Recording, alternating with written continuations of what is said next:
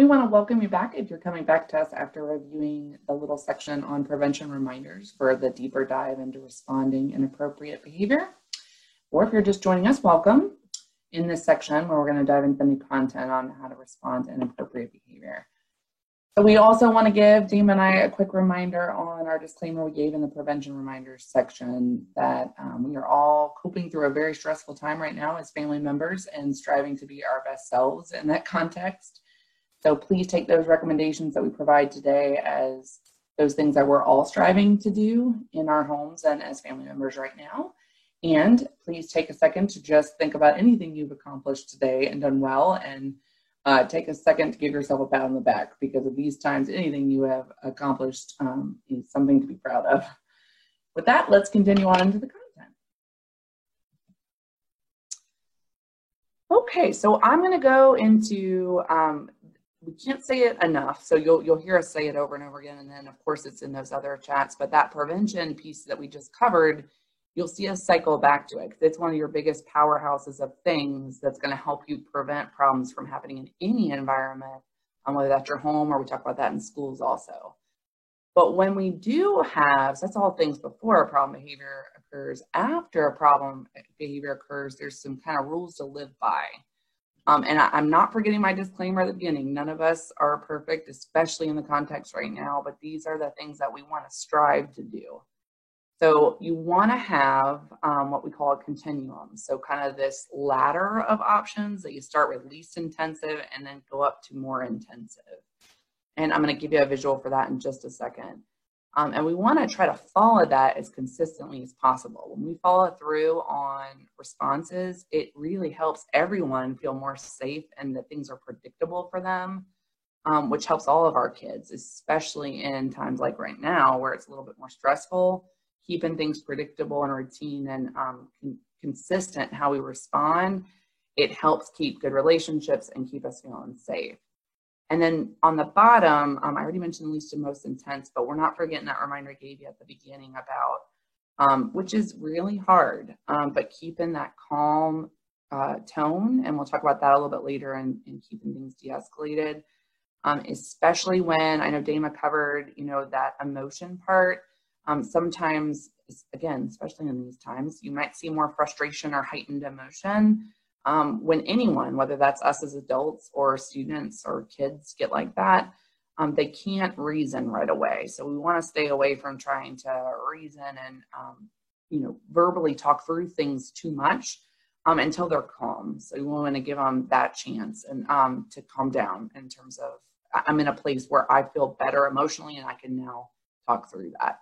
So those are our reminders. The couple of strategies we're going to go through today are, again, kind of your powerhouse strategies. The first being reteaching and redirecting. We're going to start with going back to the things we just talked about. We're going to give them a chance to correct the behavior. Just like as adults, we love people to just say, well, why don't we try to make that a little shorter? Like giving us those feedback pieces to give us a little correction. In most cases with my kids, because we're pretty consistent with this, that's all they need. Like they'll recorrect or they'll get back to what I need them to be doing at that point. If they do, we're always going to say in response of, great, thank you for doing that. Super helpful, recognizing that, reinforcing that, or Dame will walk through some examples where if you're completing work, then you get to choose something off that preferred menu, for example, of things I want to do. If they don't respond to that, this is what we mean by continuum. We kind of keep going. And so we're going to talk through, I know it sounds super fancy, but the differential reinforcement. What does that look like as an option, and how do we progress to that response? Same thing, if that works, we're going to recognize, thank you for doing that, or reinforce through some other preferred activity. If they don't respond, then we move to a third one, which is, I know it's sometimes what people think of first when we say responding in problem behavior, but we might move to more of a punishment-based option where we're removing privileges or timeout. But we want to keep to just seeing that those are kind of natural responses to behavior. That's going to help keep our relationships strong. Starting at least intense, going to most intense is really important for keeping those good relationships going.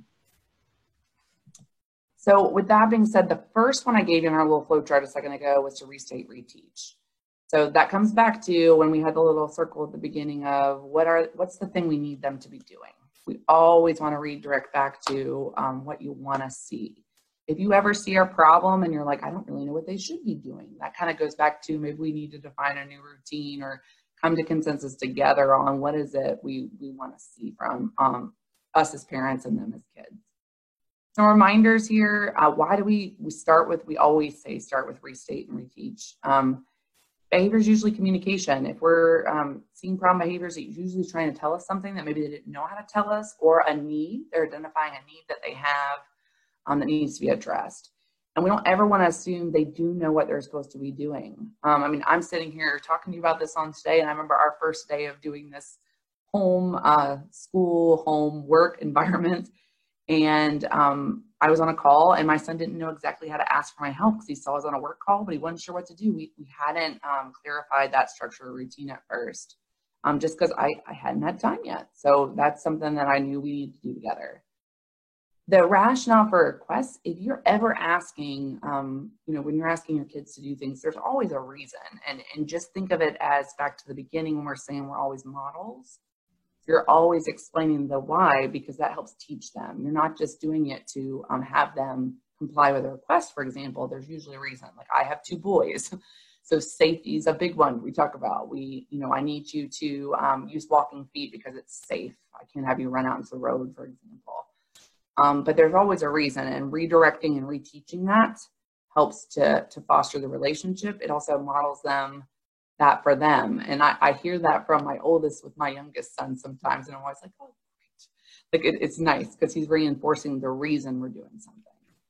And then we'll say this throughout today, but that tone, make sure you're keeping your tone calm and respectful and correction. We don't want to harp on why they're making the mistake or those things like, why can't you just, we want to keep it positive in terms of, I'm looking for, I need you to.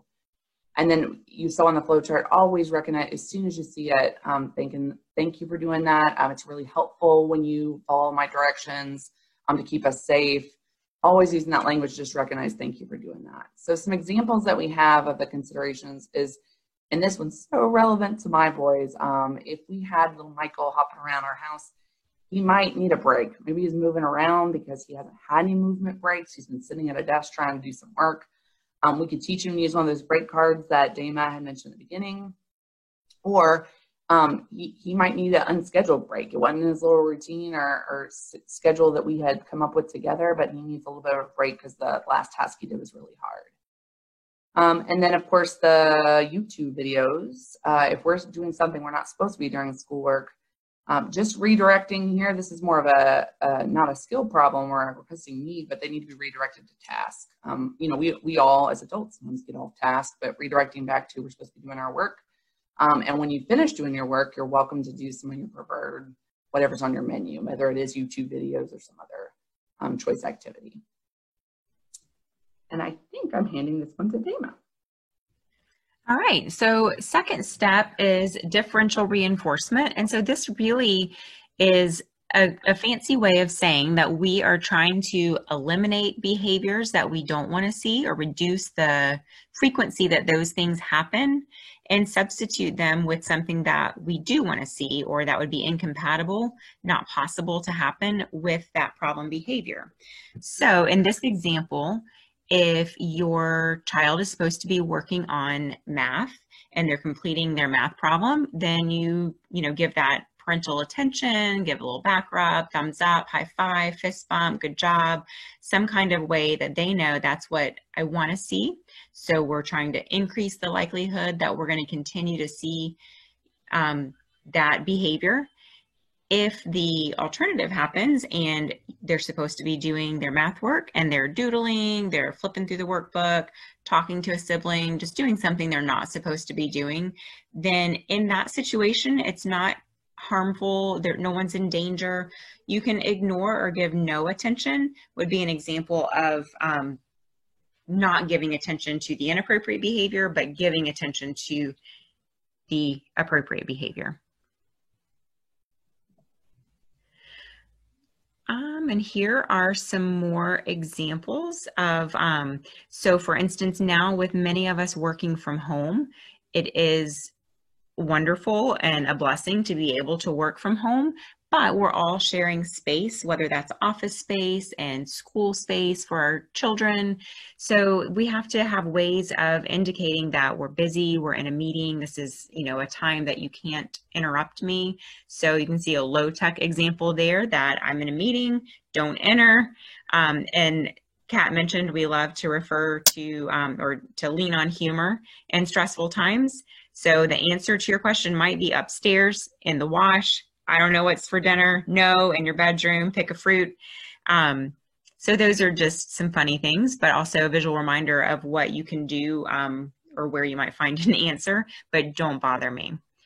And then you see here, interrupting a parent work call. That's something that happens often at my house without putting some things in place to try to avoid that. So in this example, I'm on the computer or I'm on the phone, child interrupts with a question, I ignore. If my child quietly hands me a note, then I give a thumbs up and I, maybe jot down the answer to the question. But that's definitely a strategy we've used and leaned on here is I'm going to ignore the interruption and trying to get my attention. But if you quietly write down on a piece of paper what you need, as soon as I'm able to direct my attention to that, I'll give you a thumbs up. I'll answer if I can, or I'll reinforce using that appropriate strategy. And I may even ask the person I'm talking to hold for a moment if I need to address my child's question or concern. But I only do that when they've tried to get my attention in the appropriate way and not in the just interrupting me to ask a question or bothering me when I'm in a meeting. And then you can see just some visual examples there of showing that you're busy or you're available. Great. And one other one that we pulled, and we know this visual is a little bit busy, but just to put together the whole thing of differential reinforcement, and this is one that's very common in mine, siblings fighting or name calling, that idea of, simply put, differential reinforcement is we're recognizing what we want to see and at the levels that we want to see it. So here we generated, to Dima's point earlier, of what are the things I can do. I can't call names, I can't throw things, I can't hit others on the bottom. If those are what I see as what they're doing, it results in the things like the no DSI time that they might want, or if it's ticket systems or use stickers if it's younger children, they don't get that tangible. But if they're angry, things they can do, they can try to stop and think about it first on the top. And using nice words is not one that's usually easy when I'm angry, so they might want to take a break. It's one of the things that aren't even on there. But they can handle materials gently, they can remove themselves from the situation, anything to keep their hands to themselves. And I'll go over some resources at the end that are helpful if you are like, well, we need some more solutions when we're angry in our house.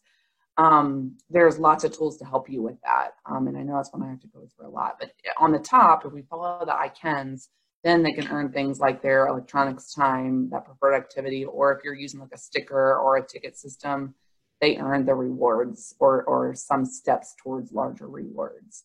I know we've been using Classroom Dojo points because they use that at school, so they liked it, and we've kept with that as a point system. It's a free little online point system.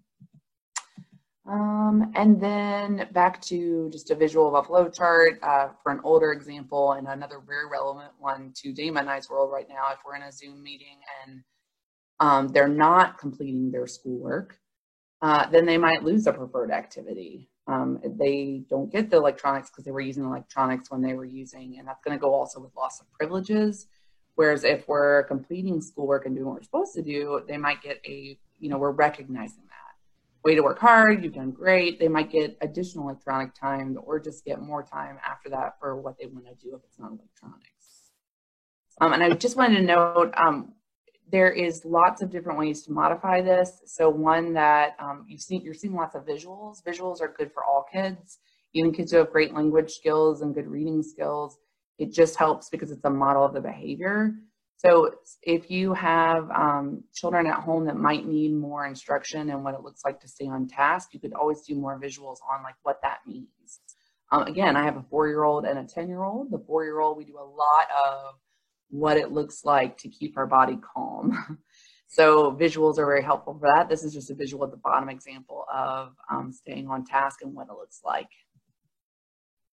And then because we've been talking about so many visuals and we don't have very long with you in this session, we just wanted to give you a couple of tools that if you're seeing strategies and you're like, I don't know how to create some of those, on the left here is lots of visuals and tools to help with emotional management or problem-solving emotional management. All the links above the teen adolescent there, those first four, the first two are geared towards more early childhood population, like up to second grade, but could be as useful up to fourth, to be honest. But on how do I do things like breathing to replace anger management? How do I follow different routines, like social stories are available in that second link. And then we keep referencing the free printables just because there's no cost associated and it has lots of these visuals we've been talking about. And then the last link on the bottom, it does have children in younger ages also, but we wanted to at least reference one for that older age group because we know it looks different with our older teens, like Dame has many of those at home, but there's some references there that are not for you to be a therapist. Don't be deceived by that link, but give you some nice little ways for teenagers and older tweens and teens to generate ways that they can handle those emotions or handle things differently. So the visual where we looked at like what can I do and what I can't, those are great tools to use for those.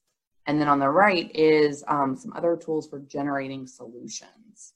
Because I know we gave you a couple quick today, but if you're finding that's something you need some more help with, like to generate solutions, those are great ones to start with. All right, so like Kat mentioned earlier, you don't want to jump straight to the most intensive type of consequence. However, sometimes those consequences are natural, but we're going to talk a little bit about loss of privileges and timeout.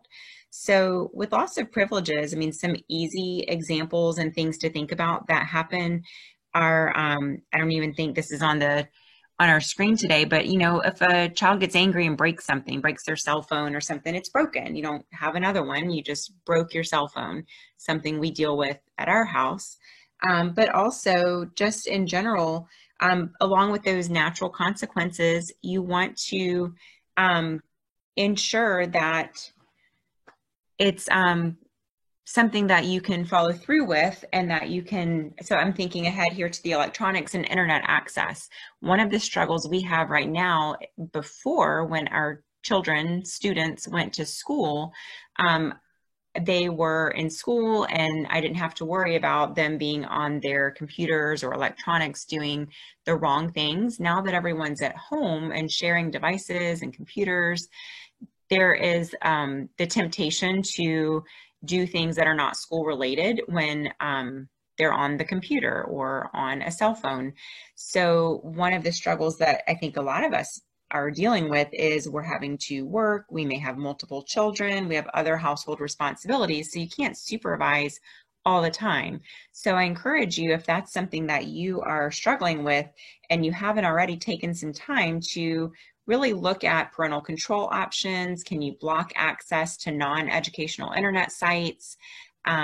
So those are just some things that you may have to think about. Whereas in the past, I would have just shut off the internet to maybe a computer if they were, you know, gaming when they weren't supposed to. Now they need those devices to do their schoolwork. So the struggle is with how do I take away those privileges and supervise appropriately and make sure that that I'm able to remove the privilege and help them to kind of suffer the consequences, if you will. Another example could just be, well, maybe even a younger, developmentally younger example could be timeout. Might be something that Kat, I don't know if you use timeout at your house. Yeah, my little guy, because when we were planning this, and of course we don't talk about timeout with older kids usually, we're going to do more loss of privileges. But with my little guy, timeout, he's only 4, so that's still a very more intense strategy we might use if he's not responding to some of the other strategies we already talked about. But some reminders with timeout, because it's often misused, is they should know that this is coming if they don't respond to the other. Remember that part about being predictable and routine, and he usually does. I've usually given him the restate, reteach, and that hasn't responded. I might have even gone over and given him a real individual, I need you to, and he hasn't responded to that. I've tried differential reinforcement at some place. If that hasn't worked, then I'm usually relaying to, he knows that's leading to a timeout. Timeout by nature means you're removed from something you like. So whether that's attention or a game or electronics, whatever that is, he's removed from that. It's not supposed to be this long duration thing. That minute per age rule is a good one to remember. So he's only 4, so I'm going no longer than 4 minutes. And then that re-entry part, and we put you a link there if you want more information. CDC has a great resource on the use of timeout, but after his timeout, he always knows we talk. So after he's done, we'll talk about like, why did we result in timeout? What happened led up to it? How can we prevent that from happening in the future? He's little, so I'm always giving him a hug because we believe he can fix it. We believe it won't happen in the future. And as he's gotten older and older, of course, I hardly ever have to use timeout, which is nice. So that's the piece of it. Shouldn't be something we're going to a lot. It's only in some cases. So kind of a visual to think through that, and how do you maybe see the loss of privileges happening in your house? So this happens at my house. You're supposed to be working on a school assignment. So in this example, complete the draft essay, you earn screen time. So when we have that afternoon is free and you're able to do what you want to do, then at that point, my son can have screen time, play video games, do the things that he enjoys.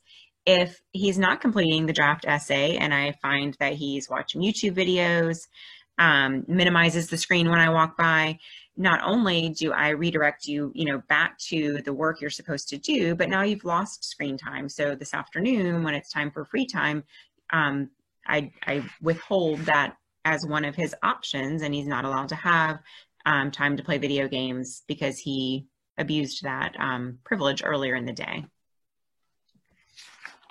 Great. So just some wrap up pieces to this, that when you're using your responses, and you may go outside of the ones we covered today, some of those power go-tos for a continuum of response, anything you're using, and I know I gave you a slide where we talked about many resources that teach emotion management, you want to make sure it's kind of like a checklist for you, that anything you're using teaches. So even the timeout I just mentioned with my little guy, there's always a teaching element of it afterwards. One part of the teaching is that he got removed from something because he wasn't making the right choices, but we also talk about how to fix it in the future when he's re-entering whatever it is, like coming back to play the game you're playing or whatever that is. But there are always going to be some instructional element to it. We've already kind of hit on the most powerful things to keep those relationships strong and as responses are right after the behavior occurs. And they promote a ongoing like learning from mistakes mentality, and that they have a desire to change that behavior. If I just left time out as he can now come back and didn't really talk about rebuilding that relationship back, he might not have that motivation to change my little guy in the future, but there's a desire to change and he doesn't want that mistake to happen again. And then we've kind of been ongoingly talking about this pattern of problem solving together.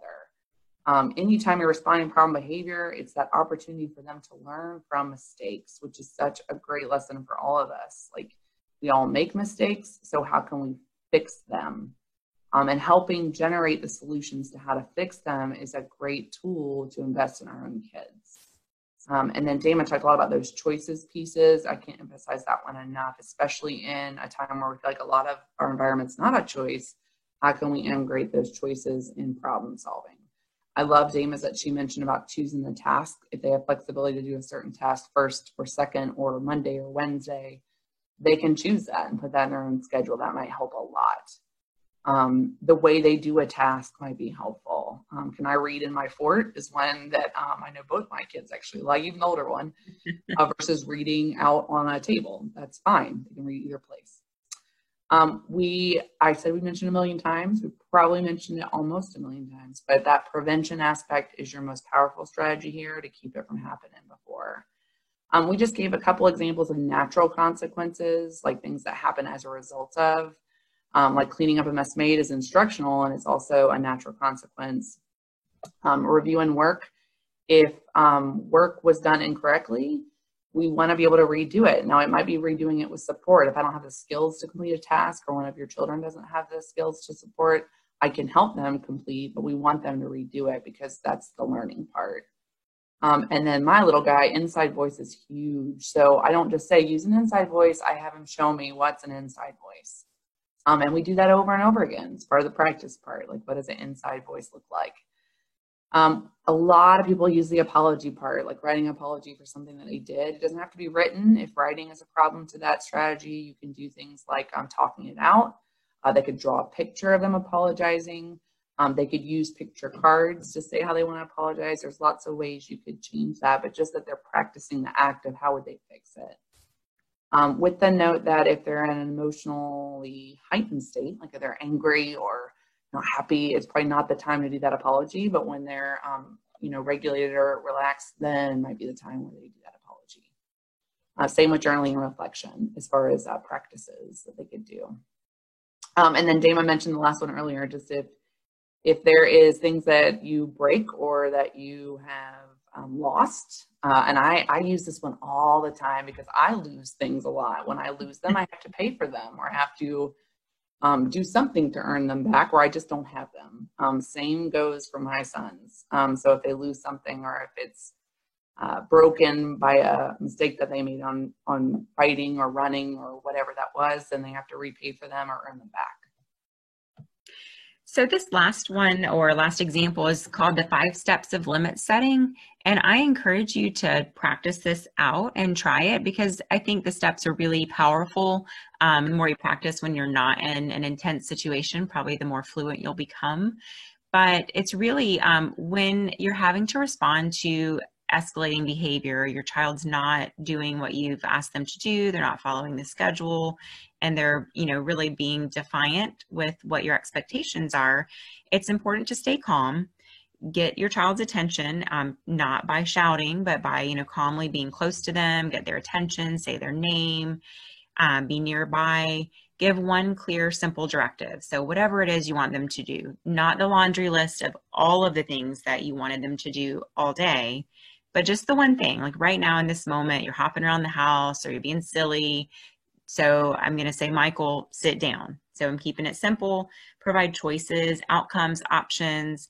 So you can maybe go ahead and throw out there some choices or options that your child typically looks forward to. So maybe you don't get TV this evening if you don't sit down. Your choice is you can sit in the floor or in your chair.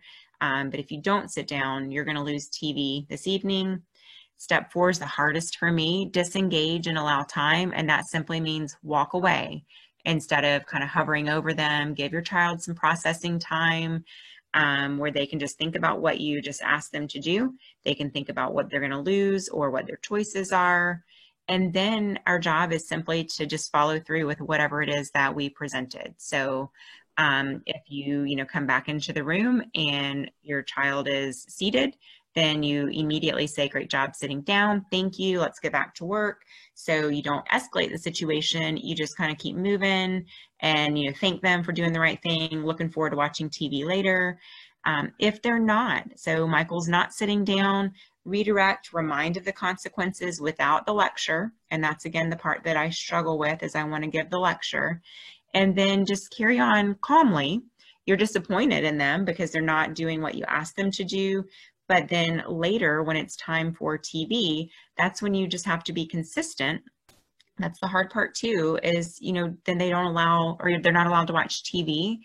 Then the next time that that series happens, they're more likely to know you're serious and you mean business because they know that you consistently follow through with whatever that consequence is. So I challenge you to practice those 5 steps of limit setting and just go easy on yourself. It's not always going to be pretty, but stay calm. And I think that you'll find that they're very powerful and effective steps. Great. So we'll leave you with more resources. So if you have a particular need, especially in the early childhood age group, on the left, that backpack series and that link that you have there to reference any of those are awesome. So you can reference those on some of your more specific problems that you might be applying some of these strategies to. They're great, and they're also in multiple languages, which is nice if we do have educators watching this right now that want to share with family members. On the right is back to what Dama had reviewed through, some of the technology tools and use of technologies. I know that's a whole new field, but I'm learning a lot about having one that's going into the tween stage. But that CDC reference is great on monitoring and how you can maybe help supervise a little bit more within technology. We're going to leave you with some humor. And I know Dama and I laugh at this one all the time. But if you do find yourself meeting your own parent-teacher conference with someone else besides yourself, you are welcome to reach out to us, and we just want to leave you with our contact information. So thanks for joining us on this deeper dive today, and please feel free to reach out with any questions for us. Thank you.